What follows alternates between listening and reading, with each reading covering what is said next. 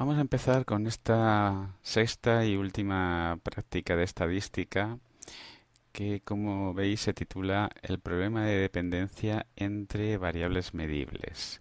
Si recordáis, en la práctica 5 analizamos el problema de la dependencia entre variables. Empezamos ya a analizar el problema de la dependencia entre variables, pero lo analizábamos de forma genérica, es decir, sin tener ningún tipo de restricción con respecto al tipo de variable. De hecho, diferenciábamos si las tablas eran si las variables, perdón, eran eh, medibles, hablábamos de tablas de correlación, y si existía alguna variable no medible, hablábamos de tablas de contingencia.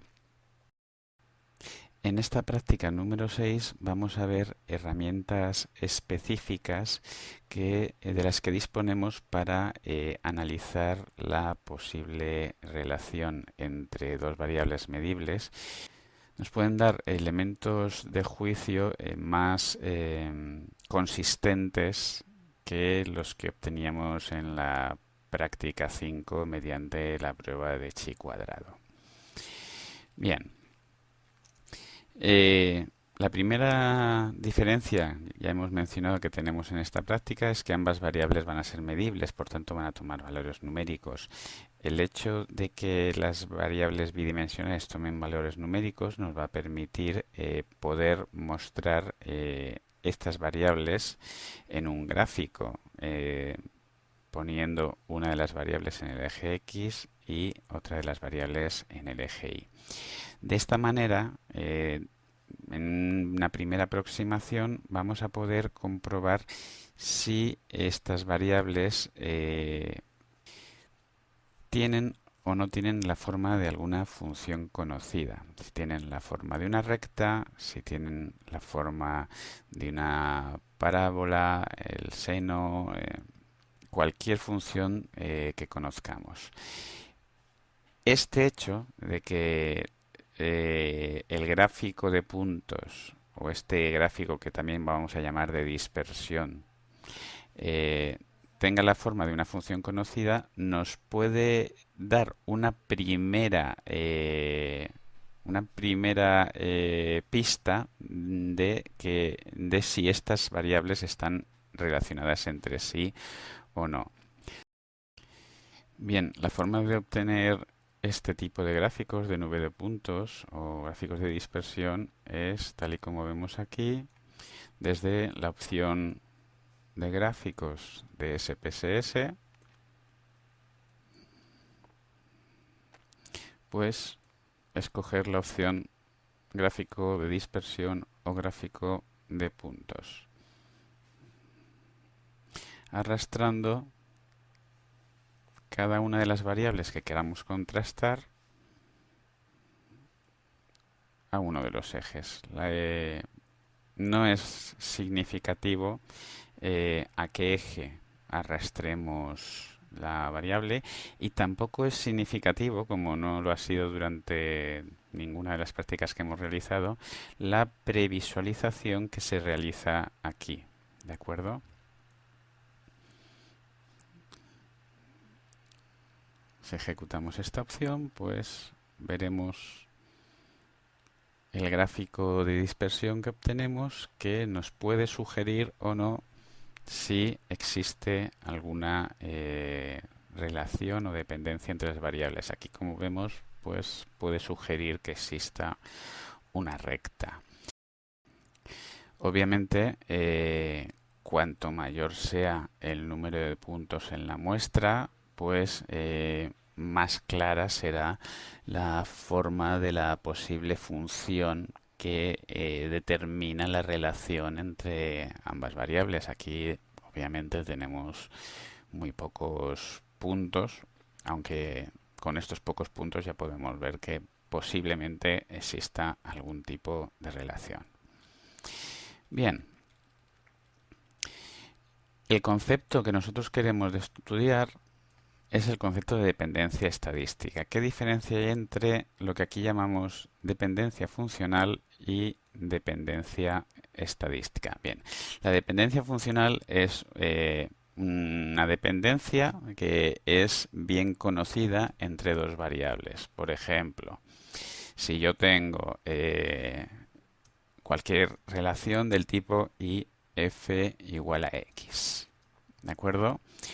Por ejemplo, velocidad igual a espacio partido tiempo. Bien, en este caso, las variables y su relación es perfectamente conocida, con lo que a partir de un valor de la variable yo puedo determinar el valor de la otra variable sin ningún problema. ¿De acuerdo? ¿Qué sucede con la dependencia estadística? Sucede que no existe esa relación funcional. Es decir, yo no puedo establecer una fórmula exacta que a partir de un valor me diga, de un valor de una variable me diga los valores de la otra variable. Ahora, el que no exista no quiere decir que nosotros no intentemos buscar una solución a ese problema. Es decir, intentemos, ya que vemos que existe alguna relación, porque vemos la posible forma de la curva, de aproximar esas dos variables mediante una función, aunque cometamos un error. ¿De acuerdo? Al hecho de coger y aproximar esas dos variables mediante una función, se le llama regresión. ¿De acuerdo?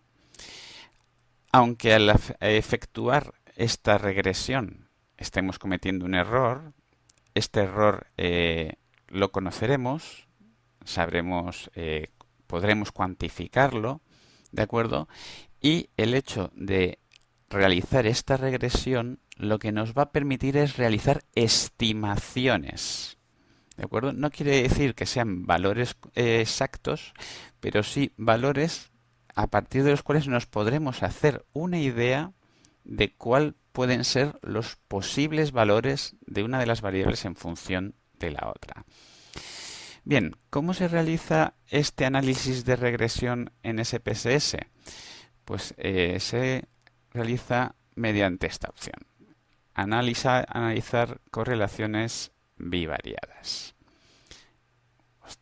Mierda. Venimos aquí al menú de analizar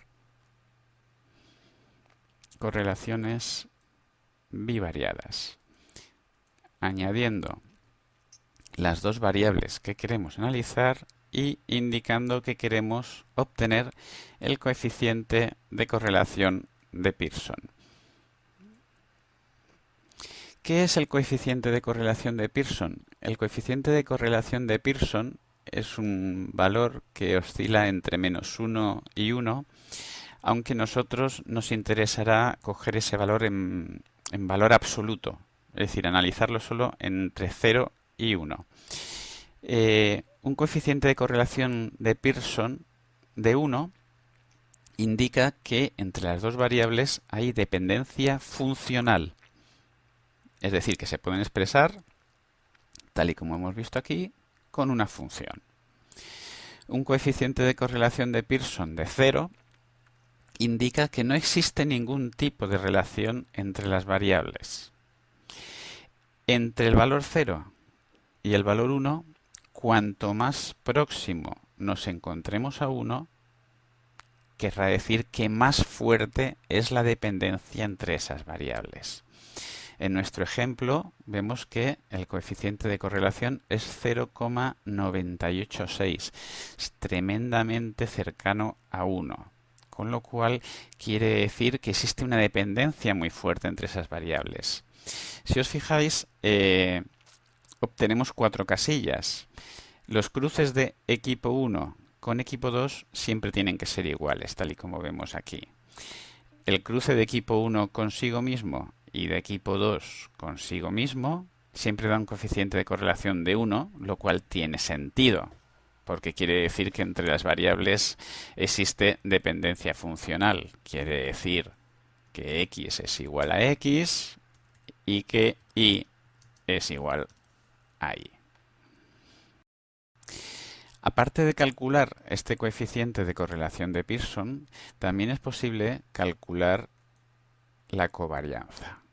La covarianza es un indicador de dispersión que me va a indicar si existe mucha o poca dependencia entre las variables, ¿de acuerdo? Para calcular la covarianza,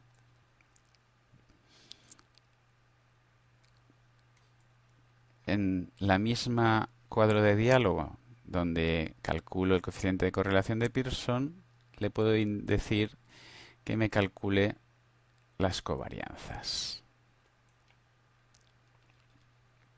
Y aquí tendríamos las covarianzas calculadas. Bien, pues una vez he determinado que existe correlación entre las dos variables, por el coeficiente de correlación de Pearson, el siguiente paso será intentar aproximar esas dos variables mediante algún tipo de función conocida. ¿De acuerdo? Existen múltiples funciones que podemos calcular. Nosotros nos vamos a limitar únicamente a la regresión lineal, es decir, a aproximar las dos variables mediante una recta. ¿Cómo hacemos este cálculo? Dentro del menú Analizar, tenemos una opción de regresión y nos iremos al modelo de estimación curvilínea, donde le diremos que el modelo que vamos a utilizar es el lineal, el de la recta. Y una cosa muy importante es cuál es la variable dependiente y cuál es la variable independiente. Tal y como os he mencionado, el objetivo de realizar esta regresión, esta aproximación funcional, es calcular valores de una de las variables en función de la otra. Es decir, el objetivo es crear una función, tal y como tenemos aquí.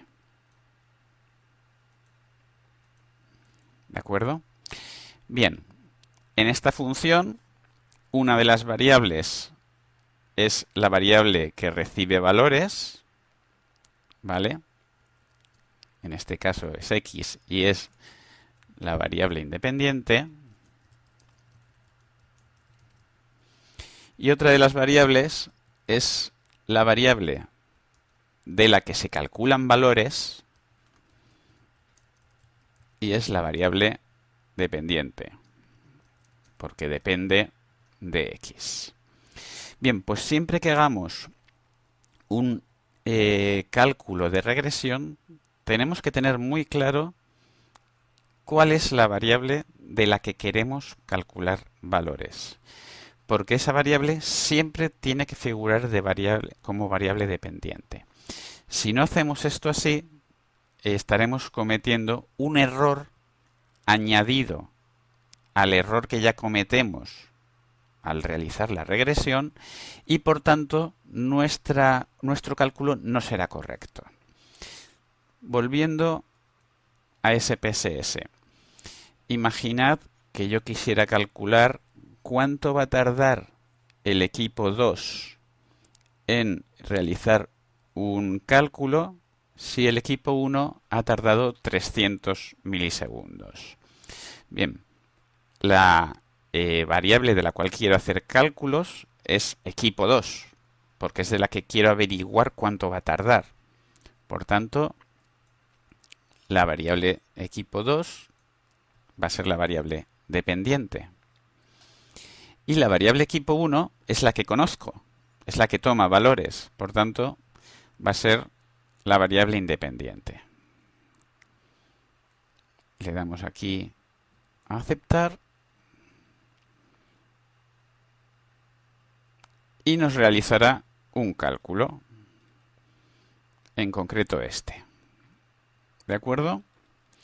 Aquí, además, podemos ver también el gráfico de regresión con la recta que ha calculado para la aproximación entre las variables, que como veis tiene bastante poco error. ¿Qué valores nos interesan de este cuadro? Pues de este cuadro nos interesan estos dos valores. la constante, que va a ser la ordenada en el origen, y B1, que va a ser la pendiente. Es decir, que si yo estuviera calculando la recta de regresión en este caso, hemos dicho que queremos calcular valores de equipo 2 y la hemos puesto como dependiente. Equipo 2 sería igual a equipo 1 por 0,369 más 27,779. Es decir, que si a mí me preguntan ¿cuánto va a tardar el equipo 2 si el equipo 1 tarda 300 milisegundos? El cálculo que yo tendría que hacer sería 300 por 0,369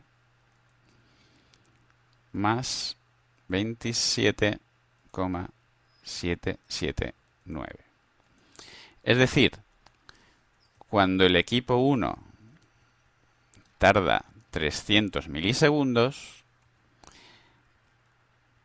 el equipo 2 se supone que va a tardar 138,479 milisegundos. Si ahora nos preguntaran, ¿y si el equipo 2 tarda 300 milisegundos? ¿Cuánto puede tardar el equipo 1? Lo que nunca debemos de hacer, nunca, es esto.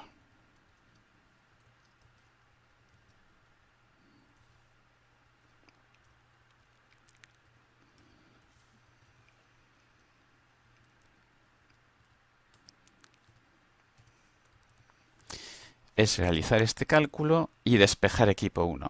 Eso sería un error, ¿vale? Porque esta recta que hemos calculado solo es válida para calcular valores de equipo 2. Si nos están preguntando valores de equipo 1, lo que debo de hacer es volver al menú de regresión, volver al menú de estimación curvilínea y invertir. ¿De acuerdo? En este caso, equipo 1 pasa a ser dependiente y equipo 2 pasaría a ser independiente. En este mismo cuadro de diálogo, ¿vale? Yo le puedo decir que me guarde los errores que estoy cometiendo al realizar la aproximación.